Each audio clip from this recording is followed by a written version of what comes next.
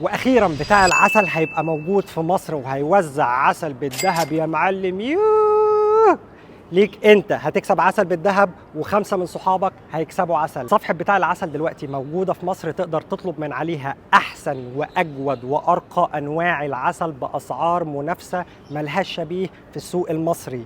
الصفحة بقت موجودة رسميا، هسيب لكم لينك الصفحة في التعليقات. بتاع العسل او ذا هاني جاي اي جي. وهتكسب عسل بالذهب ازاي يا معلم؟ تعال اقول لك هتكسب ازاي. هتعمل منشن ل5 من صحابك، هتعمل لايك للصفحه الجديده، ولازم طبعا تكون على صفحتي، ما هو مش منطق برضو تكون في صفحه تانية ومش موجود على صفحتي. هتكسب ايه؟ هتكسب لي نص كيلو عسل بالذهب ليك انت، وال5 من صحابك برضه هيكسبوا عسل. ولا اقول لك انا هكسب 2، ايوه عليا النعمه، لكسب 2 عسل بالذهب و10 من صحابهم برضه هيكسبوا عسل. يلا خلي الناس تعيش يا معلم. اهم حاجه اختيار الفايزين هيبقى بصوره عشوائيه في لايف قدامكم على الصفحه الجديده، ده رقم 1. رقم 2 هقابل الناس اللي هتكسب بنفسي وهنتصور ونتبسط واسلمهم العسل، وفي مفاجآت كتير جدا هتلاقوها على الصفحه الجديده. ما تنساش، يومكم جميل، سلام.